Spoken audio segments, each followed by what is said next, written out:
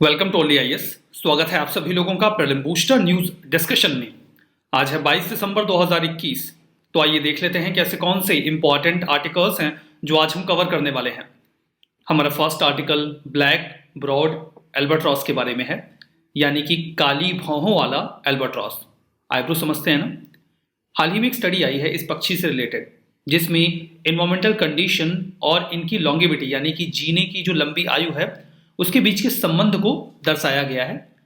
अगर environment degrade होता है इनका जहां पर ये रहते हैं तो इनकी जीने की क्षमता कम होगी। ये तो बहुत ही स्वाभाविक सी बात है।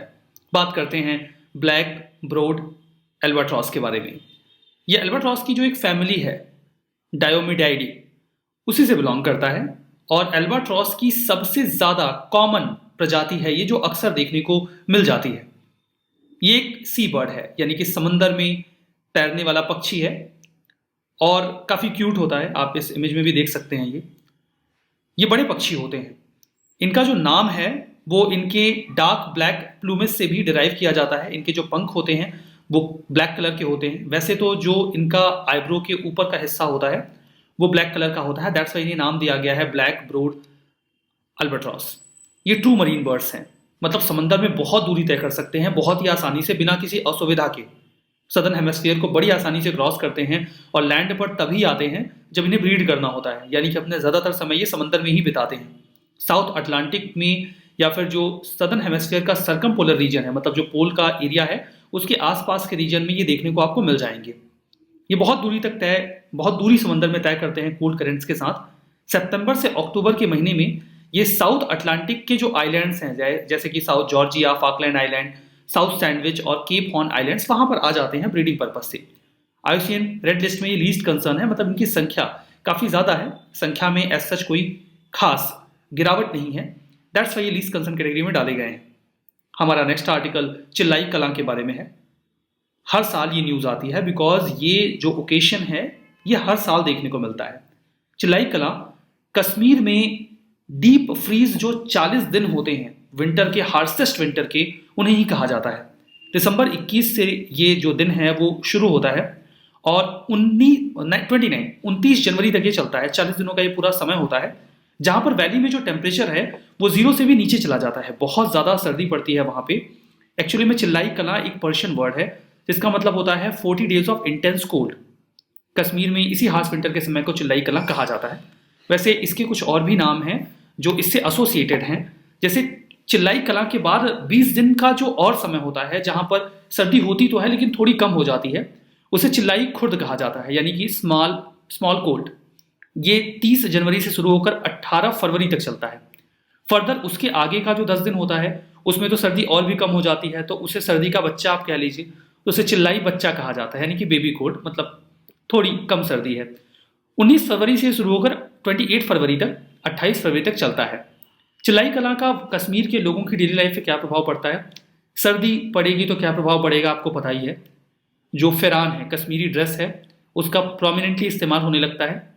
लोग जो ट्रेडिशनल फायरिंग पॉट है उसका बहुत ज़्यादा इस्तेमाल करने लगते हैं बिकॉज सर्दी बहुत ज़्यादा होती है, तो शरीर को गर्म रखने के लिए कुछ न कुछ चाहिए, जिन्हें कांगीर कहा जाता है। सब जीरो टेम्परेचर होने की वजह से कई बार जो पाइपलाइन है वो फ्रीज हो जाती है, तो थोड़ी असुविधा भी होती है, और जो वर्ल्ड फेमस डल लेक है वो भी इस सर्दी में जम जाती है। तो ये तो आम जीवन पर प्रभाव है जो आप आसानी से समझ भी पाएंगे। हमारा next article world press freedom index के बारे में है। Ministry of information and broadcasting से लोकसभा में एक सवाल पूछा गया कि वर्ल्ड प्रेस फ्रीडम इंडेक्स में इंडिया की रैंक लगातार गिरती जा रही है, इस पर आपका क्या कहना है? तो उन्होंने ये कहा कि रिपोर्टर्स विदाउट बॉर्डर्स जो इस रिपोर्ट को या इंडेक्स को तैयार करते हैं उनका पैरामीटर सही नहीं है, इसीलिए इनकी ये रिपोर्ट इंडिया को लेकर उचित नहीं है, सही नहीं है। उनसे पूछा गया ऐसा क्यों? उन्होंने कहा एक तो उनका सैंपल साइज बहुत ही ज्यादा छोटा है, दूसरा वो डेमोक्रेसी की जो बेसिक फंडामेंटल्स हैं उन्हें कोई वेटेज देते ही नहीं है, इसीलिए इनका ये जो इंडेक्स है ये सही नहीं है और हम इसे बहुत ज्यादा महत्व नहीं देंगे। बात करते हैं वर्ल्ड प्रेस फ्रीडम इंडेक्स को लेकर। इसे पब्लिश किया जाता है रिपोर्टर्स सैन फ्रंटियर्स के द्वारा, जिन्हें रिपोर्टर्स विदाउट बॉर्डर्स के नाम से भी पुकारा जाता है। ये सन 2002 से ही इस रिपोर्ट को पब्लिश करते रहे हैं। क्या रहा है पर्पस इसे पब्लिश करने का? ये 180 देशों को या रीजन्स को इवेलुएट करते हैं। रीजन इसलिए बिकॉज कई सारे देश विवादित हैं, उन्हें कुछ देश मानते हैं, कुछ देश नहीं मानते हैं। ये देखते हैं कि जो जर्नलिस्ट हैं अलग अलग देशों में उनके पास कितनी फ्रीडम अवेलेबल है। तो क्या ये इंडेक्स सच में बहुत बढ़िया है, इसमें कोई कमी नहीं है? नहीं, देखिए ऐसा तो नहीं है। इस इंडेक्स में कुछ बहुत ही फंडामेंटल खामियां हैं। वो खामियां मैं आपको बताऊंगा तो आपको समझ में भी आ जाएगा। जैसे ये दो चीजों को बिल्कुल संज्ञान में नहीं लेते। एक तो वहां की गवर्नमेंट क्या पॉलिसीज बनाती है जो वहां के जर्नलिस्ट के फेवर में होते हैं, उन्हें ये बिल्कुल इवेल्युएशन में नहीं लेते। दूसरा, ये जर्नलिज्म की क्वालिटी को संज्ञान में लेते ही नहीं है किसी भी कंट्री या रीजन में। उनका सिर्फ इस बात पर फोकस होता है कि जर्नलिस्ट को तवज्जो मिल रही है कि नहीं, आज़ादी मिल रही है कि नहीं। देखिए, कुछ खामियां तो जर्नलिज्म की तरफ से भी होती हैं। जैसे कई बार वो किसी बात को बहुत ज़्यादा बढ़ा चढ़ा के बताते हैं, कई बार वो मिस इन्फॉर्मेशन फैलाते हैं, कई बार वो ऐसी इन्फॉर्मेशन भी कन्वे कर रहे होते हैं जो नेशनल इंटरेस्ट के अगेंस्ट में होता है। इन दैट केस उनके खिलाफ रिस्ट्रिक्शंस इंपोज किए जाते हैं। तो एक्चुअली में यहां मामला क्वालिटी ऑफ जर्नलिज्म का होता है। जो जर्नलिज्म है उसकी क्वालिटी अच्छी नहीं है, दैट्स वाई वो कर्ब इन्वाइट कर रहे हैं। लेकिन इस चीज को ये बिल्कुल संज्ञान में नहीं लेते। उनका मानना है वो चाहे जो करें, आप उन्हें पूरी आजादी दो। खैर, कुछ देशों में जर्नलिज्म की क्वालिटी बहुत अच्छी है तो वहां पर प्रॉपर फ्रीडम मिल भी जाती है। इंडिया में दो फ्रंट पे समस्याएं हैं। गवर्नमेंट एक्सेस रिस्ट्रिक्शंस इंपोज कर भी देती है, फर्दर जर्नलिज्म की क्वालिटी भी बहुत अच्छी नहीं है। तो दोनों ही फ्रंट पे प्रॉब्लम्स हैं इंडिया में। जो इंडेक्स है वो 180 कंट्रीज या रीजन्स को इवेलुएट करता है, जहां पे जो पैरामीटर्स इस्तेमाल किए जाते हैं मैं बता देता हूं। प्लूरलिज्म, यानी कि अलग अलग सेक्शंस को रिप्रेजेंटेशन मिलता है जर्नलिज्म में या नहीं। मीडिया की इंडिपेंडेंस कितनी है, उनका एनवायरमेंट कैसा है वर्क करने का, उनकी सेल्फ सेंसरशिप कैसी है, क्या वो खुद को रेगुलेट कर पाते हैं अच्छे से, लेजिस्लेटिव फ्रेमवर्क कैसा है उनको लेकर, ट्रांसपेरेंसी है या नहीं है, इंफ्रास्ट्रक्चर कैसा है, जर्नलिस्ट को मारा तो नहीं जाता, एब्यूज तो नहीं किया जाता, इन सभी चीजों को संज्ञान में लिया जाता है। इंडिया की रैंक 2020 में भी 142 थी और 21 में भी 142 ही है। 2016 में ये रैंक 133 थी, जिसके बाद इसमें लगातार गिरावट दर्ज की गई है। एक रिटर्न रिप्लाई दिया गया था अभी वर्ल्ड प्रेस फ्रीडम इंडेक्स के क्वेश्चन पे, ministry of information and broadcasting के जो मिनिस्टर हैं उनके द्वारा। उन्होंने कहा कि जो रिपोर्ट है वो क्वेश्चनेबल है और नॉन ट्रांसपेरेंट है, इसीलिए हम इसे तवज्जो नहीं देते हैं। तो ये बातें तो आप समझ गए। इस संबंध में प्रश्न आया था यूपीएससी में, पूछा गया था डॉक्टर्स विदाउट बॉर्डर्स ये ऑफन न्यूज में देखे जाते हैं, ये है क्या? WHO का डिवीजन है, एक NGO है, इंटर गवर्नमेंटल एजेंसी है या फिर UN की स्पेशलाइज्ड एजेंसी है? सही जवाब ये एक NGO है, हमने देखा ही है। हमारा नेक्स्ट आर्टिकल घड़ियाल के बारे में है। डिपार्टमेंट ऑफ पंजाब फॉरेस्ट और वाइल्ड लाइफ प्रिजर्वेशन ने कोलैबोरेट किया world wide fund for nature India यानी कि WWF इंडिया के साथ मिलकर।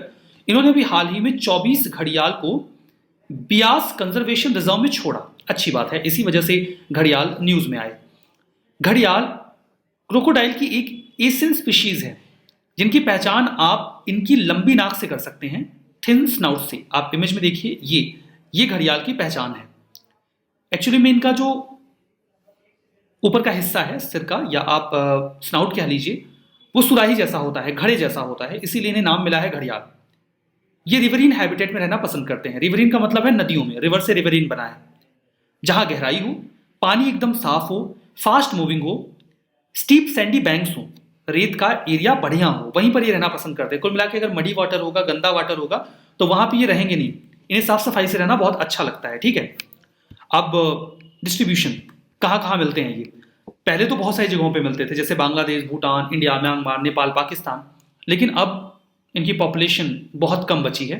मेनली आपको इंडिया और नेपाल में ही मिलेंगे। बाकी सभी जगहों से इनकी जो संख्या है वो लगातार कम होती गई और खत्म भी हो गई। इंडिया में आपको सोन रिवर में मिल जाएंगे, गिरवा रिवर में, गंगा महानदी रिवर में और चंबल रिवर में भी। ठीक है, नेशनल चंबल सेंचुरी और कतरनी घाट वाइल्ड लाइफ सेंचुरी ऐसे रीजन्स हैं जहां पर, या प्रोटेक्टेड एरियाज हैं जहां पे हम घड़ियाल को बचाने का प्रयास करते हैं। IUCN की रेड लिस्ट में क्रिटिकली इंडेंजर्ड है, संख्या चूंकि कम है तो क्रिटिकली इंडेंजर्ड बनता है। Wild life protection act of 1972 के शेड्यूल 1 में है और साइट्स के अपेंडिक्स 1 में है, मतलब हाईएस्ट लेवल का प्रोटेक्शन इनको दिया गया है।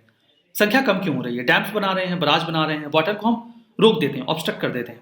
इन दैट केस जो फास्ट फ्लोइंग वाटर है वो इनके लिए कम हो जाता है, तो रहने में दिक्कत होती है। Further fishing nets, river bed cultivation, sand mining की वजह से भी इनका हैबिटेट खत्म हो रहा है, तो संख्या भी गिर रही है। हमने कुछ इनिशिएटिव्स लिए। प्रोजेक्ट क्रोकोडाइल इंडियन गवर्नमेंट ने UNDP, United Nations development programme के साथ मिलकर लॉन्च किया था, और FAO के साथ, फूड एंड एग्रीकल्चर ऑर्गेनाइजेशन के साथ मिलकर 1975 में। उसके बाद हम कैप्टिव रियरिंग कर रहे हैं, कोशिश कर रहे हैं कि इनकी संख्या को बढ़ाया जाए, ब्रीडिंग प्रोग्राम भी चला रहे हैं। इस संबंध में UPSC ने प्रश्न भी पूछा था कि अगर आपको घड़ियाल को उनके नेचुरल हैबिटेट में देखना हो तो कौन सा प्लेस आप विजिट करेंगे इन चारों में से? Bhitarkanika mangrove, Chambal river, Pulicat lake और डीपोर बील। यहाँ पे देखिए बील होगा। सही जवाब है चंबल रिवर। हमने अभी पढ़ा भी था, वहां पर ये अपने नेचुरल हैबिटेट में मिल जाते हैं। हमारा next article armoured engineer reconnaissance vehicle के बारे में है। अब इस आर्टिकल पे चलने से पहले मैं आपको दो बातें बता देता हूं ताकि आपको आर्टिकल आसानी से समझ में आ जाए। इसमें आर्मर्ड का मतलब तो एकदम क्लियर है, कुछ ऐसा जो हथियारबंद हो। रिकॉनेसेंस का मतलब क्या होता है? रिकॉनेसेंस का मतलब होता है जांच पड़ताल करना या किसी चीज का पता लगाना। और यहाँ पे एक वर्ड है इंजीनियर रिकॉनेसेंस व्हीकल। ये टैंक जैसा एक व्हीकल आपको दिख रहा है। रिकॉनेसेंस व्हीकल का मतलब यहाँ पर ये होता है एक ऐसी व्हीकल जिसके माध्यम से जो आर्मी इंजीनियर्स हैं वो कुछ पता लगाते हैं। अब आर्मी में इंजीनियर्स होते हैं और इंजीनियर्स कुछ पता भी लगाते हैं और उन्हें पता लगाने के लिए आर्मर्ड व्हीकल भी चाहिए, मतलब जो हथियारबंद हो। ऐसा क्यों? देखिए, कई बार जो आर्मी होती है उसे ऑपरेशंस के लिए जाना होता है, तो वो बटालियन के साथ जाते हैं, हथियारबंद गाड़ियों के साथ जाते हैं। इन दैट केस इस बात को इंश्योर करना होता है कि जिस रास्ते से वो जा रहे हैं क्या वो रास्ता सेफ है, वहां पर कोई गड्ढे वड्ढे तो नहीं है, ऐसा तो नहीं है रास्ता कि वहां पर व्हीकल्स जा ही ना सकें। उस चीज को इंश्योर करने की जिम्मेदारी आर्मी इंजीनियर्स की होती है। इस चीज को पाथवे को क्लियर करने के लिए उनके पास होती हैं कुछ हथियारबंद गाड़ियां, जिन्हें कहा जाता है रिकॉनेसेंस व्हीकल, जिसकी मदद से वो रास्ता क्लियर करते हैं, पता करते हैं। देखिए, कई बार क्या होता है कि बहुत बड़े बड़े गड्ढे होते हैं। अगर आप टफ टेरेन में जाएं तो इन गड्ढों को, चूंकि इन सड़कें नहीं हैं तो गाड़ियां जा नहीं पाएंगी, व्हीकल जा नहीं पाएंगे, तो वहां पे रेडीमेड ब्रिजेस होते हैं जिनकी पहले देखिए होता था कि जो लंबाई होती थी वो 5 मीटर तक ही होती थी। अभी हमारे पास ऐसे रेडीमेड ब्रिजेस हैं जिनकी लंबाई 10 मीटर तक होती है। तो मतलब 9 मीटर चौड़ा गड्ढा भी है तो उसके ऊपर फटाक से एक टेम्परेरी ब्रिज बनाया जा सकता है जिसके ऊपर से जो आर्मी व्हीकल्स हैं वो आराम से चले जाएंगे। तो ये काम करेगा कौन? यही इंजीनियर्स करते हैं। अपने रिकॉनेसेंस व्हीकल की मदद से पता करते हैं। सिर्फ इतना ही नहीं करते, ये ब्रिजेस, ट्रैक और हेलीपैड्स भी तैयार करते हैं ताकि जो फोर्सेस हैं वो बढ़िया से मोबिलिटी दिखा सकें। तो आप समझ गए कि इंजीनियर्स का क्या काम है आर्मी में और उनको क्यों रिकॉनेसेंस व्हीकल रिक्वायर्ड होती है। तो अभी हाल ही में हमने पहला सेट इंडिजीनियसली डेवलप्ड, मतलब खुद का बनाया हुआ next generation armoured engineer reconnaissance vehicle जो इंडियन आर्मी के कॉर्प्स ऑफ इंजीनियर्स हैं उनको सौंप दिया है। एक एक्चुअली में अंक्शन यानी कि एक ओकेशन था जहां पर chief of army staff MM Naravane भी, जनरल MM नरवणे जी भी उपस्थित थे। वहीं पर इन्हें ये सौंपा गया। इसे डिजाइन किया गया है DRDO के द्वारा, defence research and development organisation के द्वारा, और मैन्युफैक्चरिंग हुई है ऑर्डिनेंस फैक्ट्री मेदक और भारत इलेक्ट्रॉनिक्स लिमिटेड पुणे के द्वारा मिलकर। तो फीचर्स क्या है? ये व्हीकल कैपेबल है, अगर कोई वाटर ऑब्स्टिकल है, मान लीजिए कोई पानी वाला एरिया है जहां से गुजरना है, पानी के भीतर कोई ऑब्स्टिकल है, व्हीकल रुक जाएगी तो इसका पता लगा लेंगे। कहीं कोई दलदली पैचेस तो नहीं है जहां पे गाड़ी फंस सकती है, आर्मी फंस सकती है, उस चीज का भी ये पता लगा लेंगे। तो इसमें इनका एक इंपॉर्टेंट रोल होगा। सिग्निफिकेंस ये होगा कि इससे जो इंजीनियर रिकॉनेसेंस है, मतलब जांच पड़ताल है, वो काफी ज्यादा बढ़ जाएगी और इंडियन आर्मी के ऑपरेशंस और ज्यादा आसान हो जाएंगे।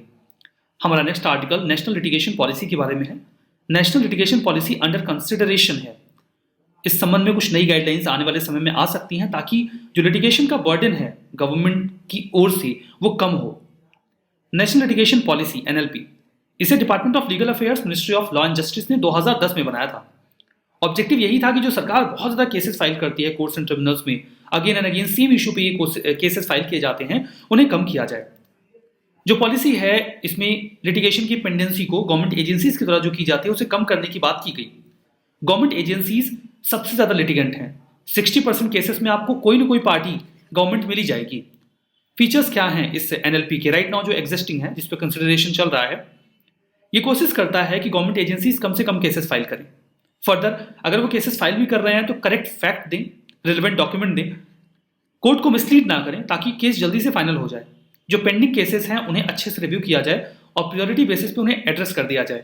फर्दर मॉनिटरिंग और रिव्यू मैकेनिज्म भी हमें देखना है ताकि गवर्नमेंट को सेंसिटाइज कर सके कि आप बिना मतलब के फर्जी केसेस मत फाइल करिए, और अगर आपने केसेस फाइल किए हैं तो उन्हें अनावश्यक तरीके से खींचिए मत, डिले मत करिए, निगलेक्ट मत करिए, ये सब मत करिए आप। इसी उद्देश्य से नेशनल लिटिगेशन पॉलिसी लाई गई थी। चलिए रिविजन करते हैं। पहला स्टेटमेंट है black browed albatross IUCN red list में लीस्ट कंसर्न है, दैट्स ट्रू। चिल्लाई कलाम 40 दिन का पीरियड है हार्श विंटर का कश्मीर में, that's also true. Reporters without borders intergovernmental organisation है, दैट्स रॉन्ग बिकॉज ये एक NGO है, नॉन गवर्नमेंटल ऑर्गेनाइजेशन है, तो ये तो गलत हो गया। घड़ियाल नेचुरल हैबिटेट है भितरकनिका मैंग्रोव, ये गलत हो जाएगा क्योंकि मैंग्रोव्स में अक्सर आपको मडी वाटर मिलता है और मडी वाटर में घड़ियाल रहते नहीं है। गंदा पानी होगा, कीचड़ होगा, इन्हें साफ पानी में, रिवरीन एटमॉस्फेयर में रहना पसंद है, तो ये भी गलत हो गया। नेशनल लिटिगेशन पॉलिसी 2010 में बनाया गया था ministry of law and justice के डिपार्टमेंट ऑफ लीगल अफेयर्स के द्वारा। That's true. उम्मीद करते हैं ये सेशन आपके लिए बेनिफिशियल रहा होगा। इस सेशन की पीडीएफ आपको ओनली आईएएस के टेलीग्राम चैनल पे मिल जाएगी। Only IAS nothing else search करिएगा। 1,25,000 के आसपास सब्सक्राइबर्स आपको दिख जाएंगे, उससे ज़्यादा दिख जाएंगे। उसे ज्वाइन कर लीजिएगा, पीडीएफ को वहां से डाउनलोड करिएगा, देन रिवीजन करिएगा। आज का सेशन हम यहीं पे समाप्त करते हैं। बहुत बहुत धन्यवाद।